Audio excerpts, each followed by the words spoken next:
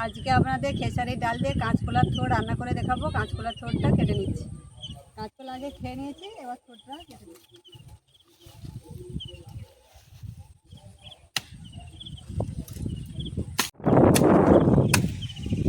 এটা থোড় হবে, এটা ওই দিকে মারবো।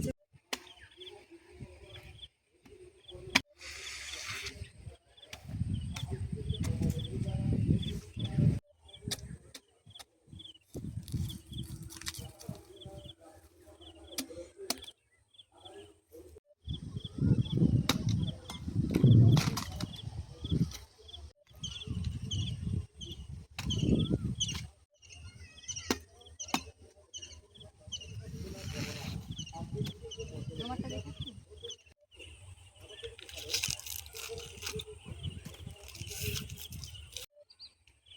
থোড়টা কেটে নিলাম এভাবে।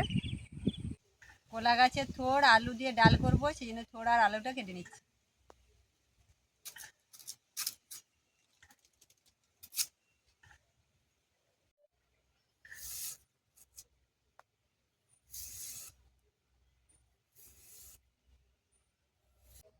থোড়টাকে ছাড়িয়ে নিয়েছি, এবার সরু সরু করে পাতলা পাতলা করে কাটবো। এর মধ্যে চঁচ আছে, চঁচগুলোও ছাড়িয়ে দেবো।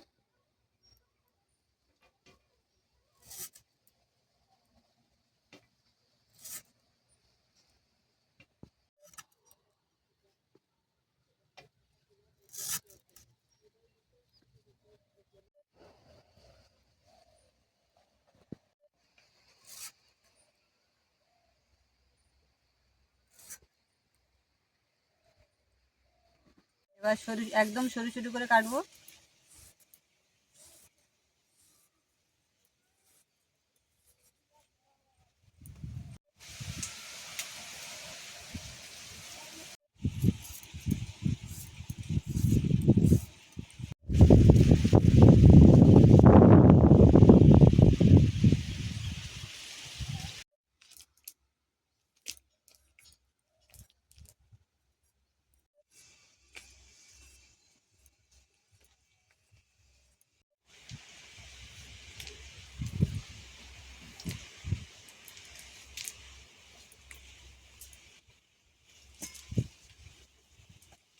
আলুগুলো ডুমো ডুমো করে কেটে নিচ্ছি।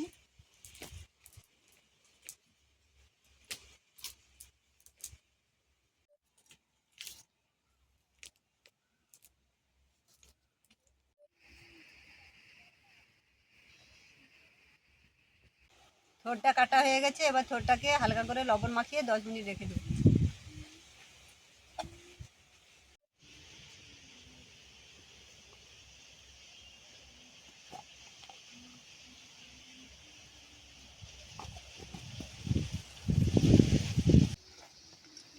থোড়টাকে ভালো করে এইভাবে মাখিয়ে রাখলে লবণটা ঢুকে যাবে, খেতে ভালো লাগে। 200 গ্রাম খেসারির ডাল নিয়েছি, ডালটাকে ভালো করে ধুয়ে নিচ্ছি।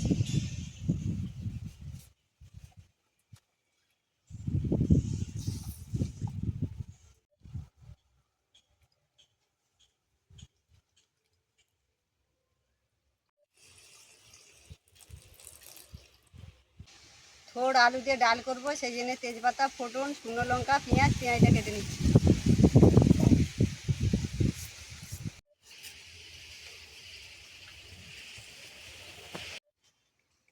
হালকা করে হলুদ দিয়ে থোড় আর আলুটা ভেজে নিচ্ছি।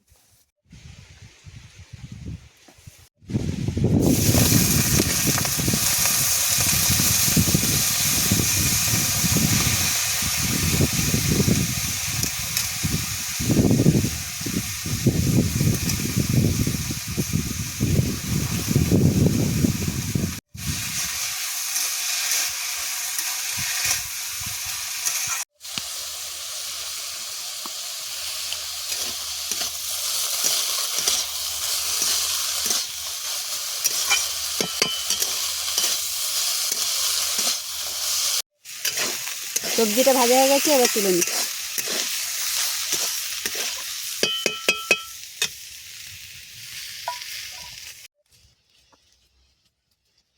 একটু বেশি করে জল দিয়ে দিচ্ছি, দিয়ে ডালটা সিদ্ধ করে নেব। এবার ডালগুলো দিয়ে দিচ্ছি, দিয়ে জলটা কিছুটা কমিয়ে নেব, পরে লাগলে দিয়ে দেবো। ডালটা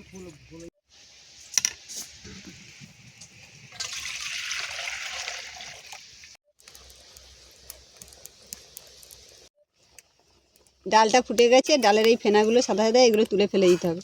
ডালটা সিদ্ধ হলে সবজিগুলো দিয়ে দেবো। এবার হলুদ গুঁড়ো দিয়ে দিচ্ছি, দিয়ে 2 মিনিট ফুটিয়ে সবজিগুলো দিয়ে দেবো।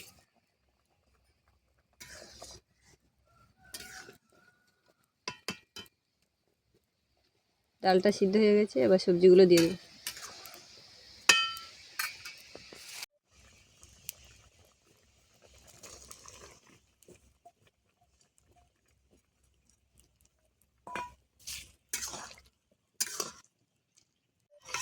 এবার সবজিগুলো সিদ্ধ হওয়ার জন্য 5 মিনিট ঢাকনা লাগিয়ে রেখে দেবো।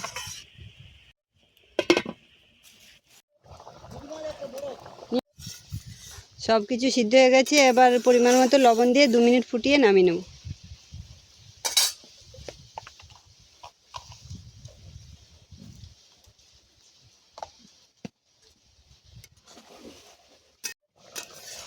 এবার ডালটা নামিয়ে নিচ্ছি।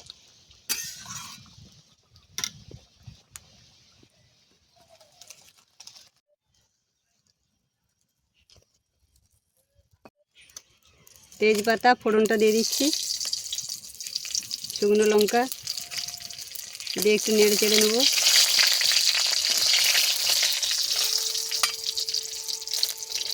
লঙ্কাটা একটু ভেজে নেব। এবার পেঁয়াজগুলো দিয়ে দেবো।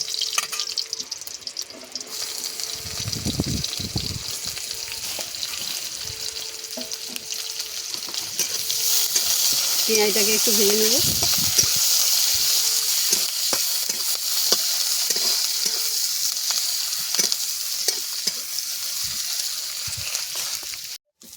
পেঁয়াজগুলো ভাজা ভাজা হয়ে গেছে, এবার ডালটা দিয়ে দিচ্ছি, দিয়ে 2 মিনিট ফুটিয়ে নেব।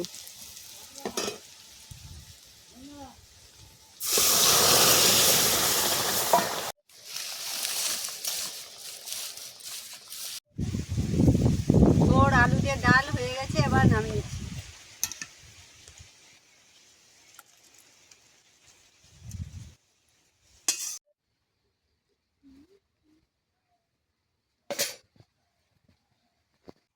থোড় আলু দিয়ে ডাল এইভাবে আপনারা বাড়িতে রান্না করে খাবেন। আমার রান্না কেমন হয়েছে জানাবেন।